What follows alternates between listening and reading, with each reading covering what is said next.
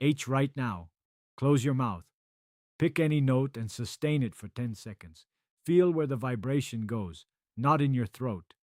Further, into the bones of your face, behind your cheeks, above your eyes, into the back of your skull. The vibration is not staying in your larynx. It is propagating through bone at 3,000 meters per second, 9 times faster than sound travels through air. And it is entering a set of cavities carved into your skull that most people do not know they have. Those cavities are resonating, and the gas they produce under resonance changes the diameter of the blood vessels in your lungs within seconds. You just felt it. Now, what was happening inside the bone? Your skull contains 4 pairs of air-filled chambers, the paranasal sinuses hollowed into the bone of the face and forehead, maxillary sinuses behind the cheeks, the largest pair, the ones you feel vibrating most strongly when you hum. Frontal sinuses behind the forehead, the vibration above your eyebrows. Ethmoid sinuses between the eyes. Small, numerous, delicate. Sphenoid sinuses deep in the skull behind the ethmoids, the deepest chambers. The ones you feel as a resonance in the center of your head rather than on the surface. Each pair is a separate air-filled cavity lined with ciliated mucous membrane connected to the nasal passage through a narrow opening called the ostium. They are not vestigial. They are not drainage passages waiting to get infected. They are resonance chambers, bony cavities with specific volumes, specific geometries, and specific resonant frequencies determined by the physics of the air column they contain and the dimensions of the ostium that connects them to the airway. Vibration you felt behind your cheeks when you hummed, that was your maxillary sinuses resonating. The vibration above your eyebrows was your frontal sinuses. The sense of the sound being inside your head rather than in your throat was bone conduction, carrying the vibration through the cranial vault at 3,000 to 4,000 meters per second, 9 to 12 times faster than sound through air, and delivering it to every bony cavity simultaneously. When an external vibration matches or approaches the resonant frequency of a cavity, the air inside oscillates at maximum amplitude. This is acoustic resonance, the physics that makes a wine glass sing when you run a wet finger around its rim, that makes a pipe organ produce sound from air flowing through tubes of specific length. Your sinuses are Helmholtz resonators, chambers with narrow necks that amplify specific frequencies. When you hum, the vocal cords produce a fundamental frequency between 100 and 400 hertz. That vibration propagates through the lingual cartilage, through the hyoid bone, through the mandible, through the temporal bone, and into the cranial vault. Skull becomes a vibrating shell. The sinuses inside it resonate. Oscillating air pressure inside the sinuses during humming is measurably higher than during quiet breathing, during speech, or during any other vocal activity. Because sustained humming maintains a continuous resonant input that speech, with its constantly changing frequencies and articulation breaks, cannot. Humming is the only vocal activity that holds a single frequency long enough for the sinus cavities to reach full resonance. Speech changes frequency with every syllable. Singing changes pitch with every note. Humming holds one frequency, and the sinuses respond. Not all frequencies produce equal resonance. The maxillary sinuses, the largest pair, resonate at approximately 200 to 350 hertz, depending on individual anatomy. The fundamental frequency of a male hum typically falls between 100 and 200 hertz. Female between 200 and 400. Female humming frequencies naturally fall closer to maxillary sinus resonance, which may explain why some studies show greater nasal NO output in female subjects. For maximum resonance coupling, the optimal hum pitch is a comfortable mid-range note, not the lowest note you can produce, which may fall below sinus resonance, and not the highest, which may exceed it. Note, most people naturally produce when humming without thinking about pitch tends to fall in the range of maxillary sinus resonance.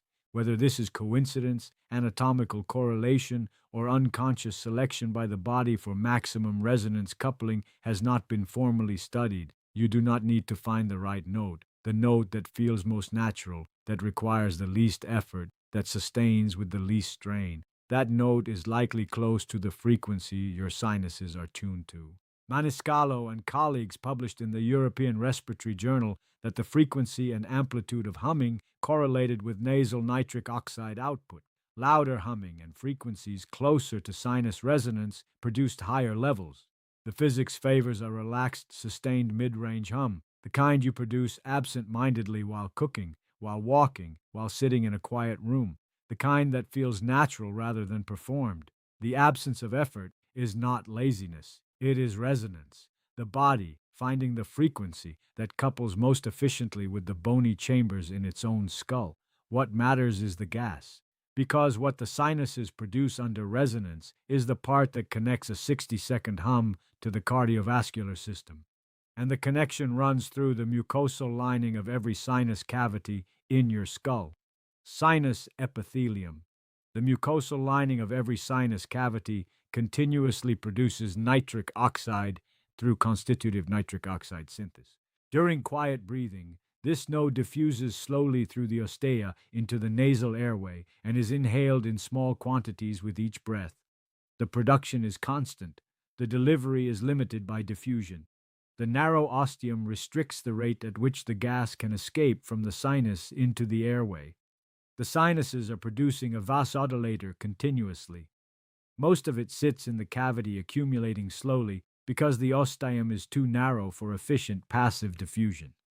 This has a secondary implication for the person over 65 who experiences recurrent sinus infections. Nitric oxide is antimicrobial. It inhibits bacterial and fungal growth in the sinus cavities. The node that accumulates in the sinuses during quiet breathing maintains a baseline antimicrobial environment, humming by, flushing the accumulated N out, and stimulating fresh production cycles, the antimicrobial environment more actively. Studies of humming in patients with chronic sinusitis have shown improved sinus ventilation and reduced infection frequency. The acoustic pumping physically ventilates the sinus cavities in addition to delivering the antimicrobial NO. The sinus that is regularly vibrated is the sinus that is regularly ventilated, regularly flushed with antimicrobial gas, and less likely to develop the stagnant environment in which infection thrives.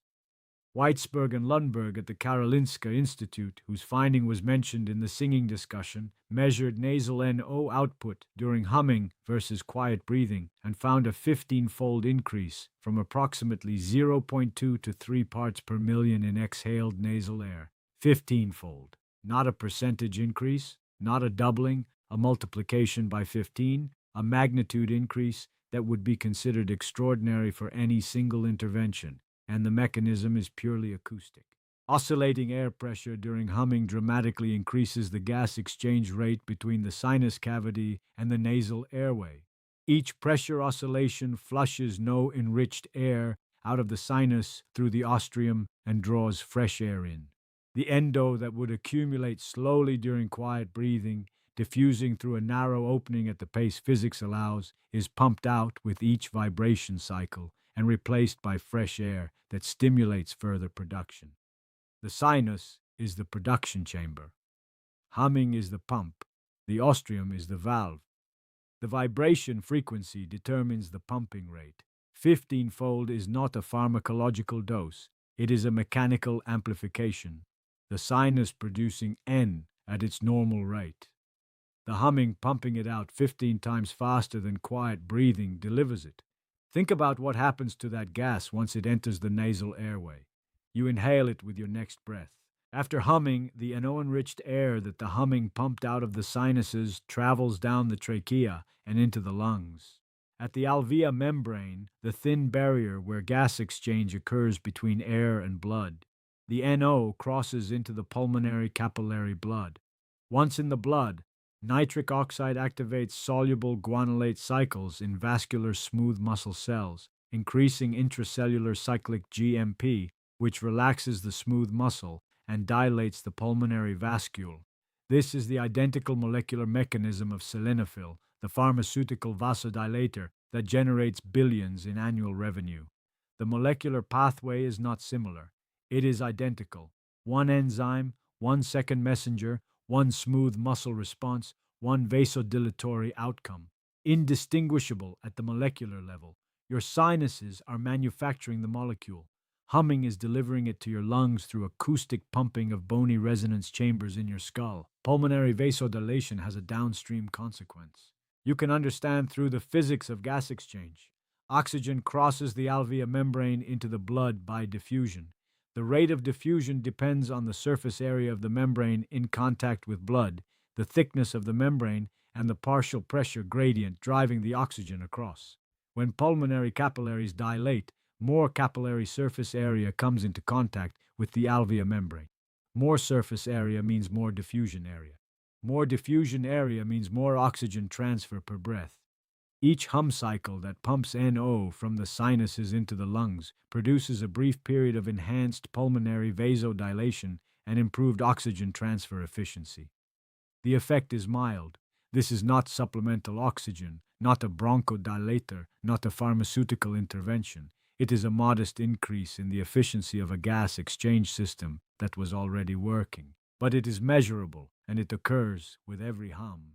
If you have ever noticed that a period of humming absent-mindedly while cooking, while walking, while sitting quietly left you feeling slightly clearer, slightly more alert, slightly more present, that is not placebo, and it is not imagination. It is enhanced oxygen transfer. Your lungs just operated at marginally higher efficiency because your sinuses delivered a vasodilator that the humming pumped out of bony cavities in your skull. The clarity you attributed to the meditative quality of humming was polyvascular, more oxygen reaching the brain because the pulmonary capillaries were dilated by a gas your own body manufactured. That identity, the molecular pathway of a 60-cond hum being indistinguishable from the molecular pathway of a pharmaceutical vasodilator produced by an organ most people associate only with sinus infections delivered by acoustic pumping that requires nothing but a closed mouth.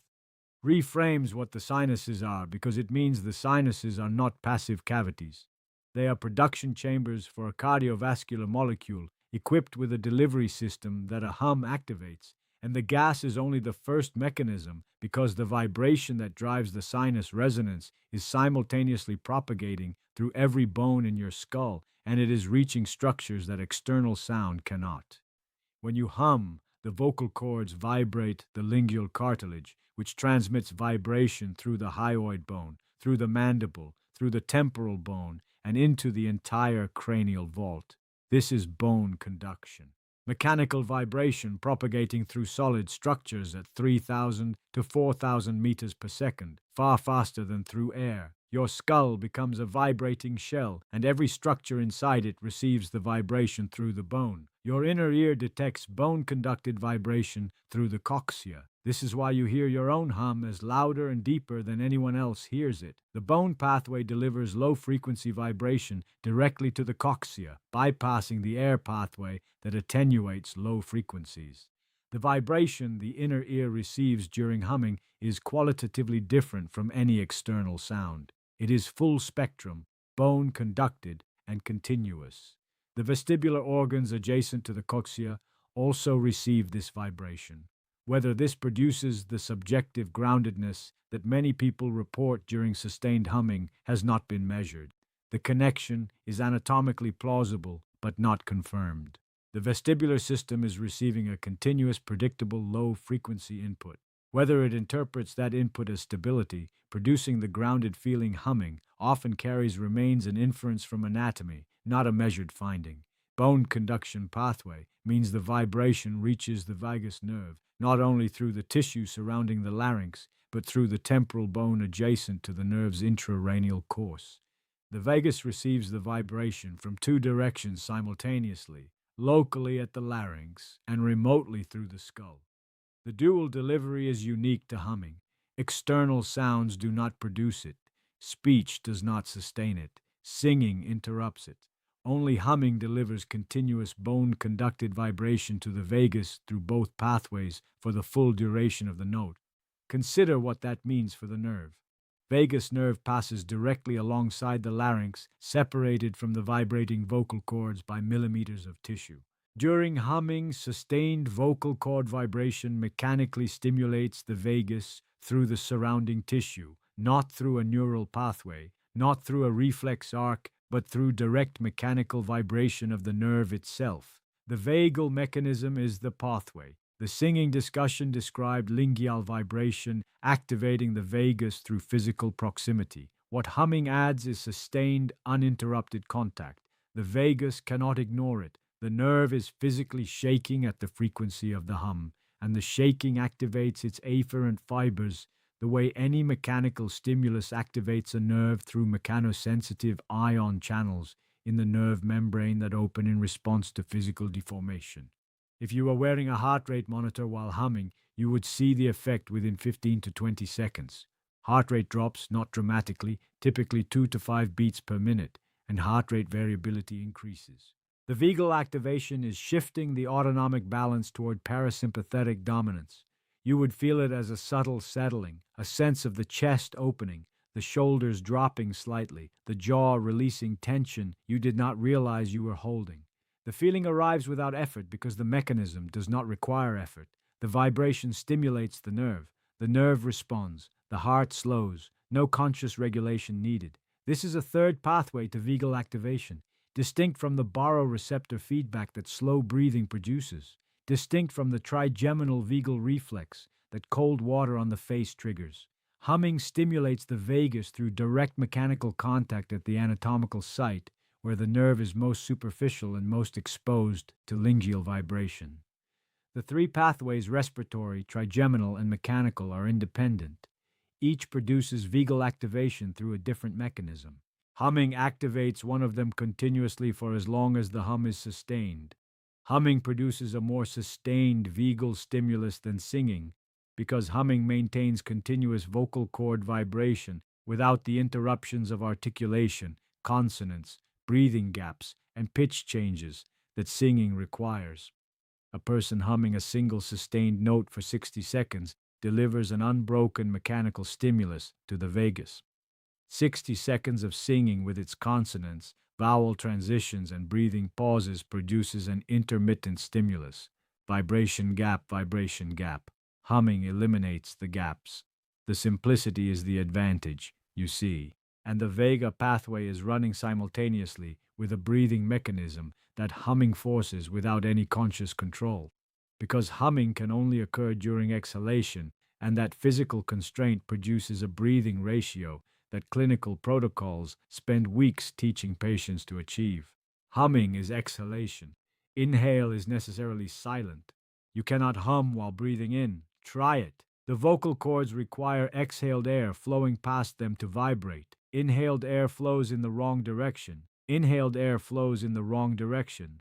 A natural hum cycle therefore produces an exhale to inhale ratio of approximately 3 to 1 to 4 to 1. The hum extends the exhale to 8 to 12 seconds, while the inhale remains 2 to 3 seconds. This ratio is the range that maximally shifts autonomic balance toward parasympathetic dominance. You do not need to count. You do not need to follow a pattern. The vocal cords enforce the ratio. The hum extends the exhale because the hum is the exhale.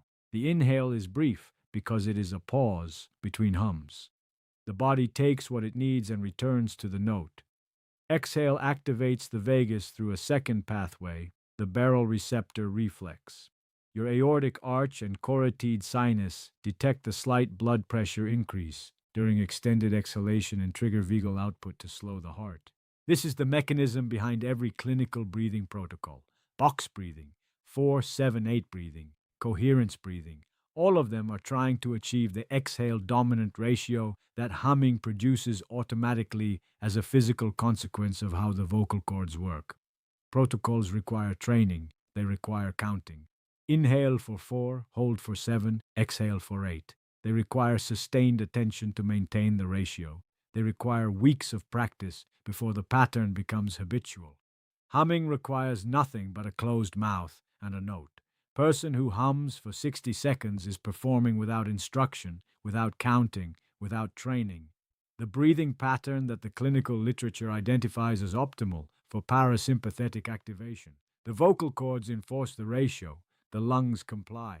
The vagus responds, and then two vagal pathways operating simultaneously. Direct mechanical vibration of the nerve and baroreceptor mediated exhale activation, producing a combined parasympathetic shift that neither pathway produces alone. The The person who hums for 60 seconds is receiving vagal stimulation through two independent mechanisms running in parallel.